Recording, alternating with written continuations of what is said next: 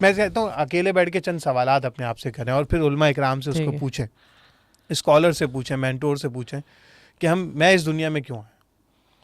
اگر مجھے یہ پتہ چل گیا کہ میں اس دنیا میں کیوں آیا ہوں اور میں اس کے لیے فوکس ہو کے کام کر رہا ہوں تو فائدہ ہے نا.